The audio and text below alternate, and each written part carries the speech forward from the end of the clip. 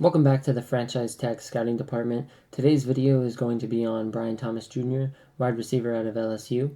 He comes in at 6'3", weighs 209 pounds, and this past season he had 1,117 yards, 17 TDs on just 68 receptions. In this draft class, he's getting upstaged by his teammate Malik Nabers, and I'll have a video coming out on Nabers as well, but for now, let's get into the positives of Brian Thomas Jr. Let's get the obvious out of the way. He's fast. His speed enables his entire skill set to be as successful as it is. His release is lightning quick and he can hit top speed in just a few strides.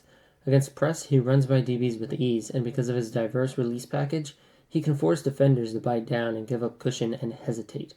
His deep route wins are a combination of a few things: his speed and his ability to stack DBs to make sure he's winning the leverage battle down the field. On reps where he's targeted down the field, he has a great contested catch and can go up and get it with his 6'3" size. And if the ball is somewhere where it's not going to be a contested catch, he has great over-the-shoulder catch with outstretched arms due to his great catch radius. Whenever he was running mesh concepts or really any crossing route through the middle of the field, he paced himself well. He knows the zone looks, he knows when to slow down and sit, he knows when the open space is still ahead of him and he needs to hurry to it. On that note, we can transition into some of the cons here. Brian has great hands, whenever he chooses to have great hands. He suffers from concentration drops and adds difficulty to catches by bobbling or having his hands be late to the catch point. Yes, sometimes he reels them in regardless, but the fact that he can be wide open and even bobble a catch is something worrying for the NFL level. Despite his top-end speed and acceleration when it comes to straight line speed, he struggles to quickly accelerate or decelerate out of his breaks and make his cuts smoothly, sometimes stumbling or straight up falling down on a route. I saw this most common on digs and curls, where his movement was clunky to say the least at the top of those routes. Another aspect, although I won't hold this against him much, is his lack of yards after catch by making people miss.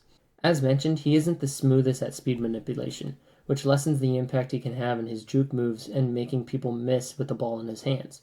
Lastly, as I mentioned the pro of him slowing down or speeding up when facing zone coverage, a con of that same nature is that sometimes the timing of those changes in speed are not synced with Jaden Daniels' expectations, as some passes would sail ahead of him or behind him, specifically on those kind of crossing routes. Brian Thomas Jr. brings a huge speed threat to the game. However, broadening out his tape to look at the big picture, I would compare him most to Adonai Mitchell in terms of 1, skill set, and 2, his draft stock at the moment.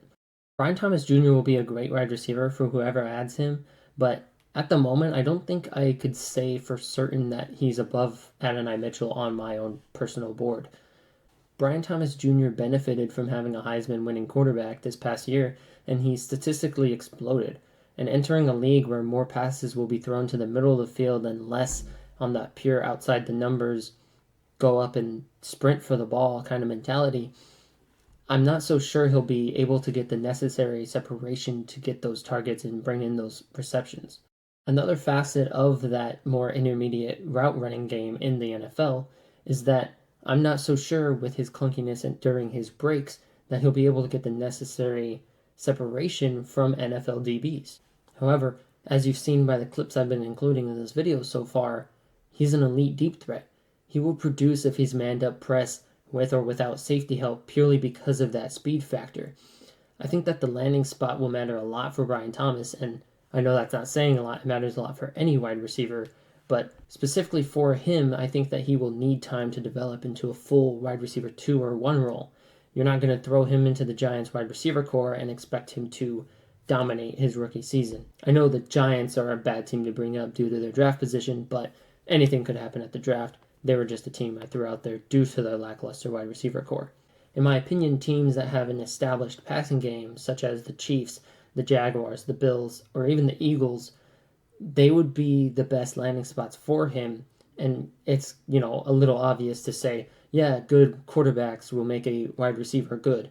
But it's true specifically in his case. He could benefit by having a bigger armed quarterback because that's the skill set he plays. And if you're able to get a wide receiver 3 that goes in and he has that splash play for you, that highlight reel of the game, that'll be his way to make an impact in the early years of his career. He's not going to go out there and he's not going to be Jamar Chase or Justin Jefferson. He's simply not that developed as of right now. he needs that time to kind of sit back and not be the number one guy. Brian Thomas Jr. could work himself into being a wide receiver one in this league, but I expect a low-key rookie year or maybe even rookie contract, as he needs to develop the yards after catch to really benefit from any short passing game.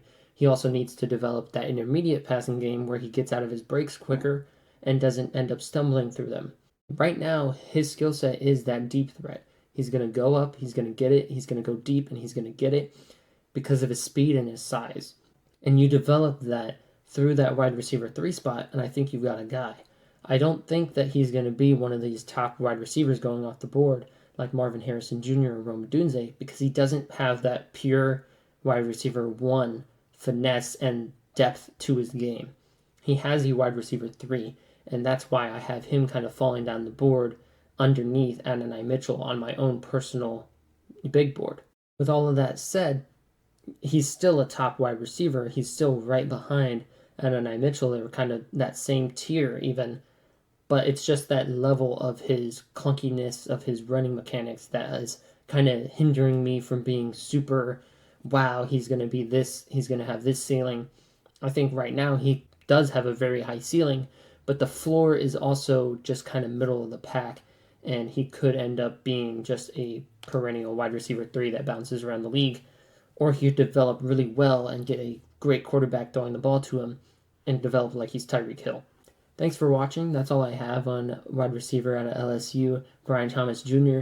Keep an eye out for my Malik Nabers video, which will be out on the horizon. Also, check out the other scouting reports I've done. I got a playlist on the channel. And, at the bare minimum, you can at least get some all-22 tape out of these videos, even if you disagree with my takes or my analysis completely. With all of that said, deuces.